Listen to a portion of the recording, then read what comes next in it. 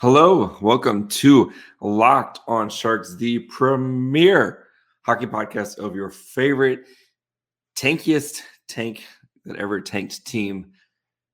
And today we're officially welcoming the rebuild. We're talking about a couple of the trades the Sharks made, talk about the rebuild, and then talk about Friday's trade deadline and what I expect from Mike Grier when it's all said and done on Friday. So all that and more on today's episode of Locked on Sharks.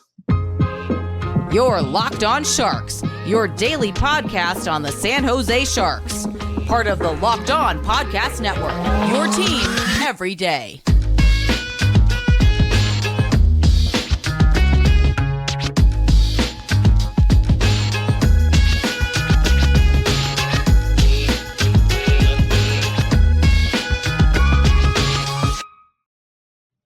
I'm your host, Jade Young, contributor at Fear the Fin and RIP. Maybe back. Anyway, Fear the Fin, RIP, and San Jose Hockey Now. I want to thank you for making Locked on Sharks your first listen. We cover your team every day. What more could you ask for? And this week, we'll cover a bunch of stuff this week. Probably getting extra episodes. But you can find us anywhere you get podcasts. And, of course, you can watch this on YouTube as well. If you're all watching on YouTube, I have found good use of my old Timo Meier jersey. But the Sharks, busy this week.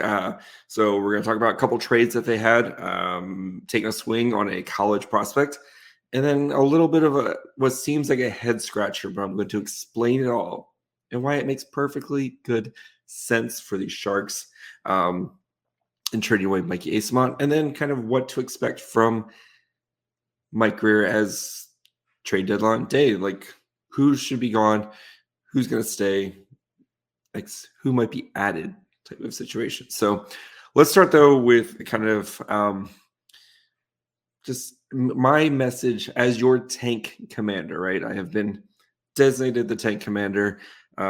Very happy in my role as tank commander. And part of that is working through the rebuild and what that entails, and just a couple rules and things to keep in mind, right? One, the first thing, this is not going to happen overnight, okay? This is going to be a long, slow process, okay? This isn't going to be 2 years from now, the Sharks are playoff contenders and they're going to be winning playoff rounds type of situation. Even if they draft one Connor Bedard, this is a long and slow process, and it should be, right? The Sharks have had an unprecedented amount of sustained success, especially in a salary cap era of, being playoff contenders, being Stanley Cup contenders.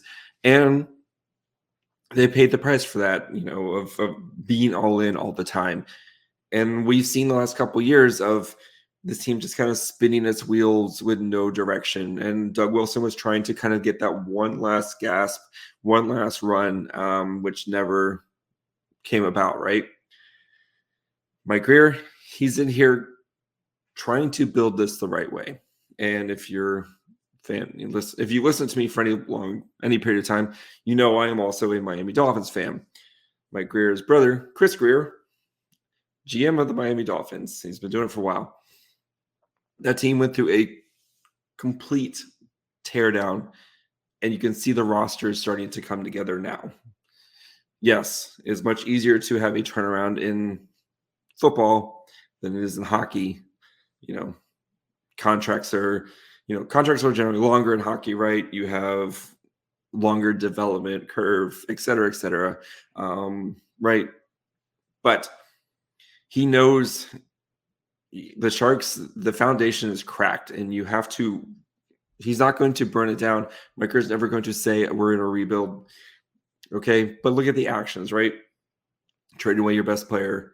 The Sharks are currently, third or fourth, depending on if the Ducks win, in the Tankathon standings right now. These are the trading away as many players as you can to bring back picks or prospects or whatever, gathering assets. This is what a rebuild looks like. It is long, it is ugly, and you're going to watch ugly hockey, and there's going to be moves that don't make sense. And we can get caught up in the moment, the little of why did you trade this one guy et cetera, et cetera. Your job right now, Mike Grier's job right now, is to find pieces that can help this team win 3, 4, 5, 6, 7, 8, 9, 10 years down the road, not who can help this team win games now, next year, etc. So with that, rule number 2, don't get attached to players. Unfortunately, there's going to be a lot of players coming in and out of San Jose's organization right now. And that is what's going to happen. Mike, like I said, Mike Grier is in his roster churning era. He is trying to turn over every nugget, turn over every player, see if they are going to fit this team's long-term organization, or like they're fit, right? Excuse me. This is part of the process. Is if you can take this player and turn him into an asset for you to do with something else later on. So do not get attached. Excuse me. Voice is dying on me. 6 weeks ago, most people didn't know who Mikey Eyssimont was. I didn't know who Mikey Eyssimont was. People were outraged. We'll get to Mikey Eyssimont a little bit, but like this is part of the process. You're going to be flipping over every potential player, asset. How can this team build sustainable success in the future? So it's going to be a long, slow process, but you don't want to do it halfway. No half measures, right? A lot of half measures from Doug Wilson the last 3 or 4 years. Mike Grier's job is to build this thing up the right way. And again, it's not going to happen overnight. Do not expect playoff runs from the Sharks the next couple of years. It's about the little wins right now, the little things that you can do right, the little building blocks, and trying to find those big cornerstone pieces. Your Eklunds, Bedard, Fantillis, the 2024 draft. What can you build for sustained success? That way you can enter another run of 10, 15 years of sustained success. So, all right, before we get into some of these Sharks moves, talk about one Henry Thrun, talk about Mikey Eyssimont getting traded. Do want to let you guys know about our friends over at FanDuel. If you guys haven't checked out FanDuel right now, is the perfect time to get into FanDuel, especially with the NBA season. We're past the midway point. Perfect time to download the FanDuel app, America's #1 sportsbook, because new customers get a no-sweat first bet up to $1,000. This bonus bet's back if your first bet doesn't win. Just download the FanDuel app, sportsbook app. It's safe, secure, super easy to use. You can bet on everything from the money line to point scores to threes drained. Plus, FanDuel even lets you combine your bets for a chance at a bigger payout with a same-game parlay. So don't miss the chance to get your no-sweat first bet up to $1,000 in bonus bets when you go to FanDuel.com/lockedon. That's FanDuel.com/lockedon to learn more. Make every moment more with FanDuel, official sportsbook partner of the NBA. And this Friday, of course, is the trade deadline. Join us live on the Locked On NHL YouTube channel, which I will be on from 2 to 4 p.m. Eastern time as the Locked On NHL host. Break down the biggest deals from across the league. Locked On Podcast Network, your team every day. All right. Sharks made a couple moves, right? So they traded a third-round pick for defensive prospect Henry Thrun.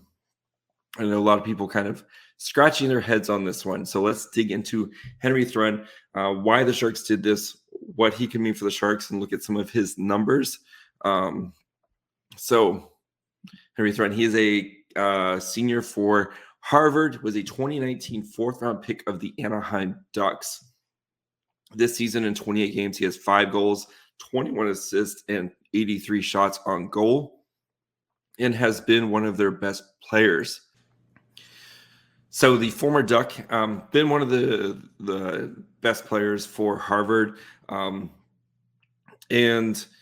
if you look at it from Byron Bader's hockey prospecting, his development has been an upwards curve of becoming more and more likely to be an NHL player. Again, for it's 200 NHL games is considered an NHL player, and a star producer for a defenseman, 0.45 career points per game. Right now, he's at 26% chance of that happening.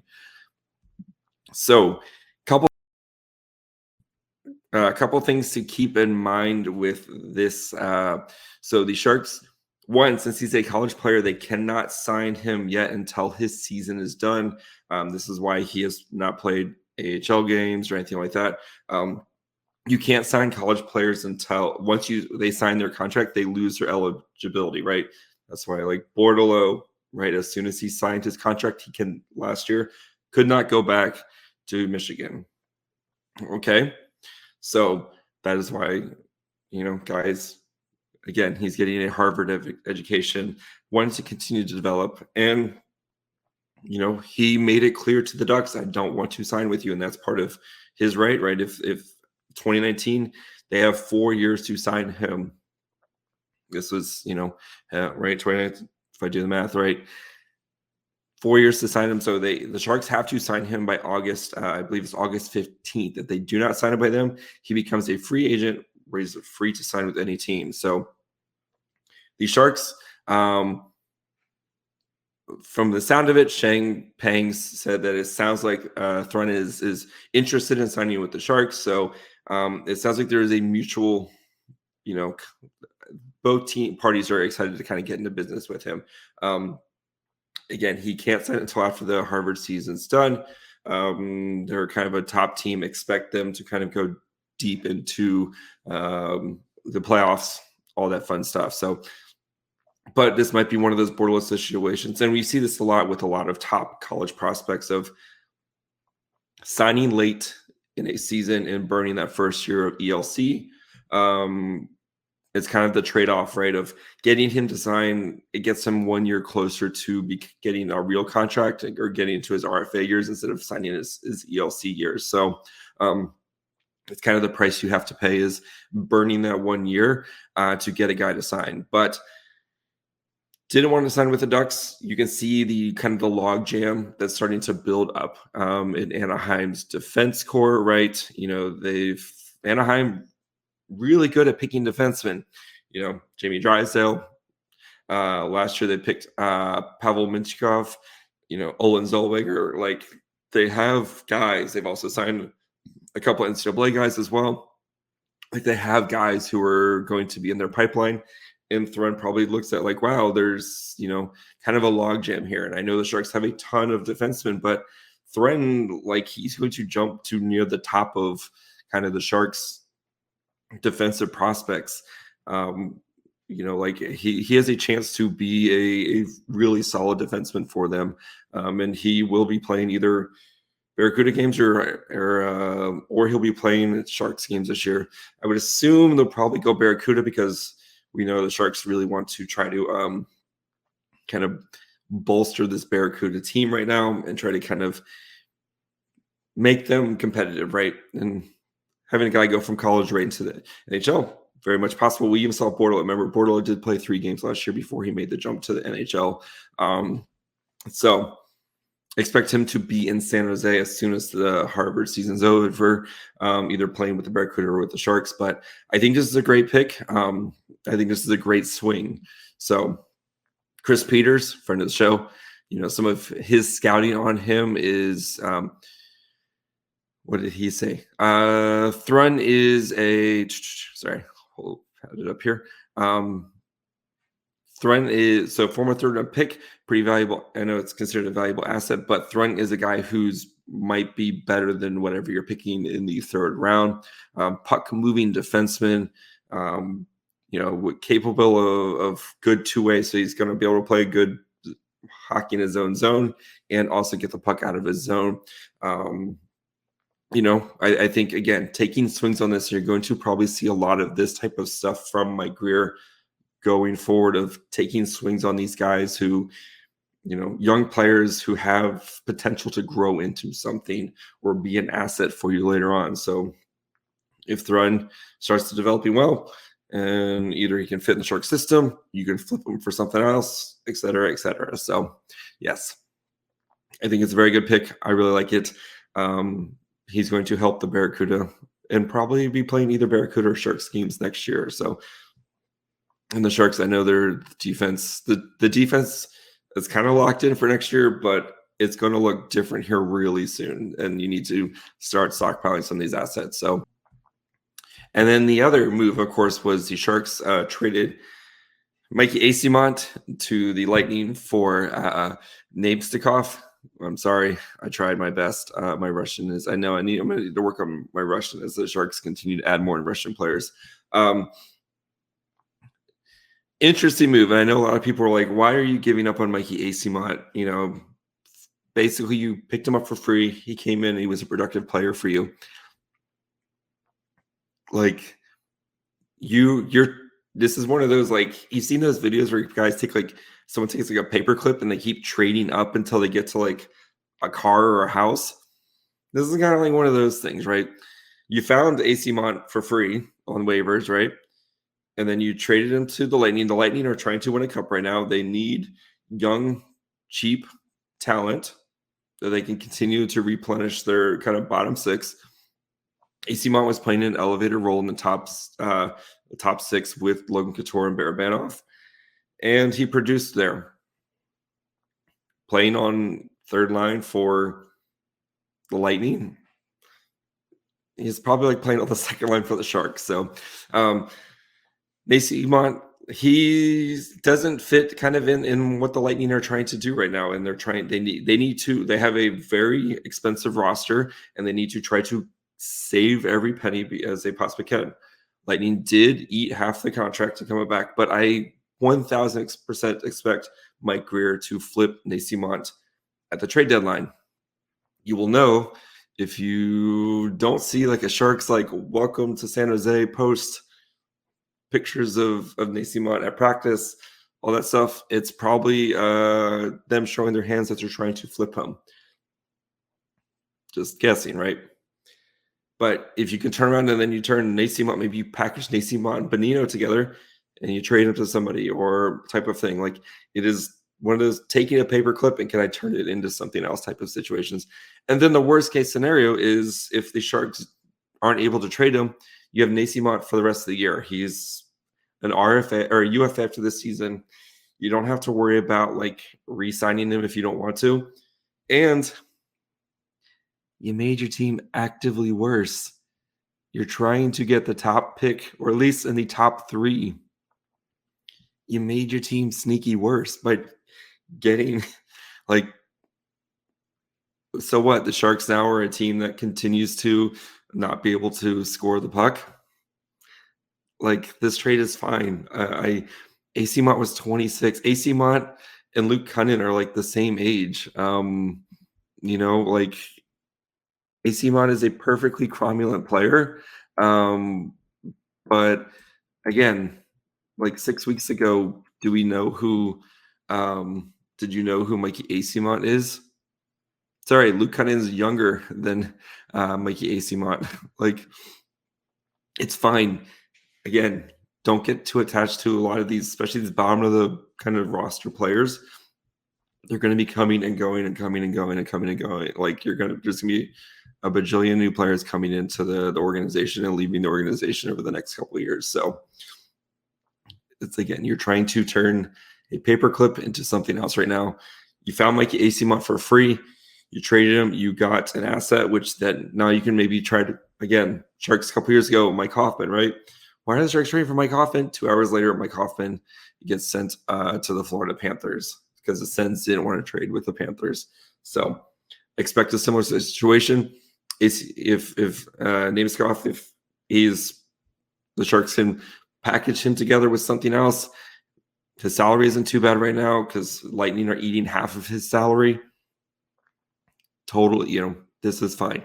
Worst case scenario, he sits on your team and your team is worse than it was a couple of days ago, and they're going to be worse anyway because you're going to be trading away more guys here at the trade deadline. So it's fine. You're You're trying to be a broker here instead of being the like middle team where it's like, hey, this team is eating some cap space right now. It's just more drawn out at this moment. So we're going to continue. We're going to talk about kind of the trade deadline, what to expect as we go into the kind of the final day here before the trade deadline. Before we do that, though, do want to let you guys know about Indeed. If you're hiring, you need Indeed, because Indeed is the hiring partner where you can attract, interview, and hire all in one place. Indeed is the only job site where you're guaranteed to find quality applicants that meet your must-have requirements, or else you don't pay. Instead of spending hours on multiple job sites hoping to find candidates with the right skills, you need one powerful hiring partner that can help you do it all. Indeed partners with you every step of the hiring process, finding great talent through time-saving tools like Indeed Instant Match, assessments, and virtual interviews. With Instant Match, as soon as you respond to a post, you get a short list of quality candidates with resumes on Indeed that match your job description. You can invite them to apply right away. Plus, you can pay for quality applicants that meet your must-have requirements. So start hiring right now with a $75 sponsored job credit to upgrade your job at Indeed.com/lockedon. Offer valid through March 31st. So go to Indeed.com/lockedon to claim your $75 credit before March 31st. Indeed.com/lockedon. Terms and conditions apply. Need to hire? You need Indeed. All right, we are getting into what's been a crazy, very different trade deadline, right? Normally the trades are all really kind of compacted here at the end, and we've seen trades, and we're kind of getting to the bottom of the barrel with the trades here, but the Sharks still have quality assets to offer, right? Nick Bonino being like a third or fourth line, quality player, win face-offs, play the penalty kill, he could add a little scoring punch. He's going to be a great locker room guy, all that fun stuff. I expect Nick Bonino should 1,000% be gone. Just because you can still get an asset. If it's a 4th, 5th, 6th round pick, that's a 4th, 5th, 6th round pick you did not have before, that you can maybe flip to try to get something else, right? It doesn't mean you have to make that pick. That just gives you ammo to go do something else. As Mike Grier, again, in his roster churning era. Kevin Labanc will be interesting. I think a divorce is coming between the Sharks and Kevin Labanc, but I think with his contract, it's still just a hair under $5 million. I think it's $4.75 million into next year. It might be a little bit tough right now for a team to try to fit that in. The Sharks are already eating money for Brent Burns, so if they ate money for Kevin Labanc next year, that leaves you one slot left to eat money. And if the Sharks are trading Erik Karlsson this summer and probably got to retain money at that, like that kind of really ties up what you can do going forward. So those retention slots are very, very precious. So you shouldn't use them for 4% retention. Still hilarious to me. We'll see with Kevin Labanc if a team, maybe it's a swap of a bad contract for a bad contract. Maybe the Sharks, they can swap for a contract that's a little bit less, but a little bit longer type of situation. So maybe if it's a contract that's $4 million, but it's over 2 years, Sharks are going to be bad the next couple of years. Maybe it's one of those type of situations, or maybe you eat a larger contract to help, get, and then they throw another asset or something like that type of thing. So again, helps you get out of the Kevin Labanc, who does not seem to have a future with the Sharks. Again, also 27. So we know what Kevin Labanc is at this time. James Reimer, we saw the goalie market's being a little weird right now with Jonathan Quick. Looks like he's going to be going to Vegas. Some of these goalie spots are getting picked really quickly here, so we'll see if a team wants Reimer. Again, whatever you can get for James Reimer. Let him go play meaningful hockey down the stretch. He's suffered enough in San Jose. So we know the guys, right? If a team wants like Jacob McDonald, cool, you can have him. I think Barabanov, I would be surprised unless the team really kind of overpays. I think you'd have to really kind of knock the Sharks' socks off to keep to deprive Barabanov. But as for Mike Grier, what I expect him, don't be surprised if he adds players. I think he's going to try to bolster the Barracuda. They're in a playoff, they're basically in playoff hockey right now. They have to win to try to make the playoffs. And do not be surprised if he tries to bolster and adds maybe a couple pieces to help bolster this Barracuda team. And look for the old change of scenery, like Martin Kaut, right? Look for him to try to add young players who maybe don't fit a team. There's a logjam, Martin Kaut, etc., or Henry Thrun, right? There's going to be a logjam in Anaheim with the Ducks defense core here really soon. Look for him to add players like that where, hey, maybe your path forward is kind of muddled with team X, Y, or Z. San Jose, it's wide open, right? They're going to let players figure it out themselves on who's the best player, and come here, you get an opportunity to win a job that you may not get elsewhere. So, like I said, do not be surprised if Mike Grier adds players and isn't just all sell mode. He's maybe adding some young talented guys who are maybe miscast or misused in another system. Come to San Jose and show us what you got and see if we can move forward, type of situation. So that's my expectations. Move as many contracts, the veterans out, kind of clear the path for some of these younger guys, and then get some younger guys to kind of come in who are miscast, not really kind of given an opportunity, maybe not happy with their current situation. Come to San Jose.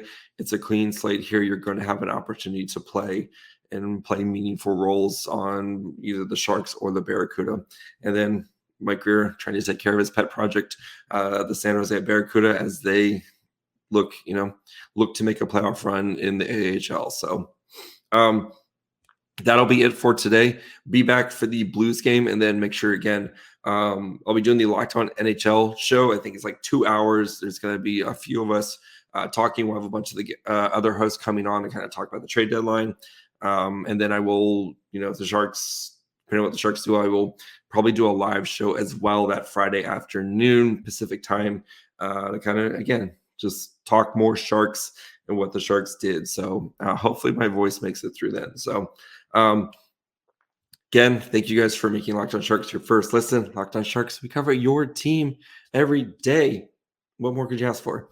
Follow me on Twitter at MyFireHole. Follow the show on Twitter, Facebook, and Instagram at Locked On Sharks. Listen where we get podcasts: Apple, Spotify, Amazon Music. Watch on YouTube as well. Thank you guys. This has been one of the best weeks on YouTube I've ever had. So thank you guys for watching. If you haven't subscribed, please do so now. The draft is going to be huge for the Sharks, right? I'm going to have you guys covered. Plenty of draft profiles coming up.